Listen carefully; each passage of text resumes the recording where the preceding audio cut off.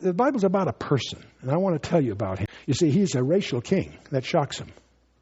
Jesus was Jewish. He's king of the Jews. Let's not forget that. He is the king of Israel. He's a national king. He's not just some kind of religious figure. He is going to rule the world through Israel. So he's racial and national king. He is the king of all the ages, the king of heaven, the king of glory, and the king of kings and Lord of lords. The question is, do you know him? Do you really know him? That's the issue here, not quoting verses and all these other things. He was a prophet before Moses, a priest after Melchizedek, a champion like Joshua. He was an offering in the place of Isaac. He was a king from the line of David. He's a wise counselor even above Solomon. He was beloved, then rejected, but then exalted son like Joseph. Yet he's far more. The heavens declare his glory. The firmament shows his handiwork. He who is, who was, and always will be. He's the first and the last, the Alpha and the Omega, the Aleph and the Tau, the A and the Z. He's the first fruits of them that slept. He's the Ego I Me, the Ihyach Asher Ihyach, the I am that I am. Yes, he was the voice of the burning bush. He so claimed in John 8. He's the captain of the Lord's host. He was the conqueror of Jericho. He's enduringly strong, entirely sincere, eternally steadfast. He's immortally graceful, imperially powerful, impartially merciful. In him dwells the fullness of the Godhead bodily, the very God of very God.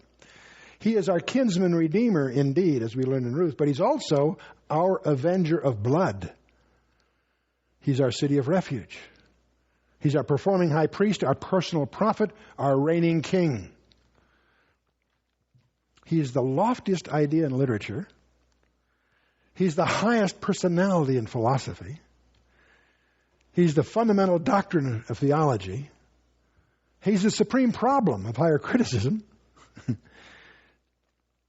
He's the miracle of all the ages, the superlative of everything good. You and I are beneficiaries of a love letter. That love letter was written in blood on a wooden cross that was erected in Judea some 2,000 years ago. They say he was crucified on a cross of wood, yet he made the hill on which it stood. By him were all things made that were made. Without him was not anything made that was made. And by him are all things held together, Paul tells us in Colossians. And a question. What held him to that cross? What held him to that cross? It wasn't the nails. At any time you could have said, enough already, I'm out of here. What held him to that cross?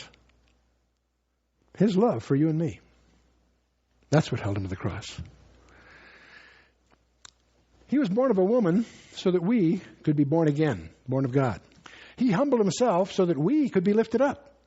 He became a servant so that we could be made joint heirs with him. We have no idea what that means. He suffered rejection so that we could become his friends. He denied himself so that we could freely receive all things. He gave himself so that he could bless us in every way. He's available to the tempted and tried. He blesses the young. He cleanses the lepers. He defends the feeble. He delivers the captives. He discharges the debtors. He forgives the sinners. He franchises the meek. He guards the besieged. He heals the sick. He provides strength to the weak. He regards the aged. He rewards the diligent. He sympathizes and he saves. He's incredible. His offices are manifold. His reign is righteous. His promises are sure. His goodness is limitless. His light is matchless. His grace is sufficient. His love never changes. His mercy is everlasting. His word is enough. His yoke is easy and his burden is light. I wish I could describe him to you. He's indescribable. He's incomprehensible. He's irresistible. And of course, he's invincible. The heaven of heavens cannot contain him. Man cannot explain him. The Pharisees couldn't stand him, but soon learned they couldn't stop him. The personal representative of the ruler of the world couldn't find any fault with him. The witnesses could not agree against him. Herod couldn't kill him. Death couldn't handle him. The grave couldn't hold him. He has always been and always will be. He had no predecessor. He'll have no successor. You can't impeach him, and he ain't going to resign.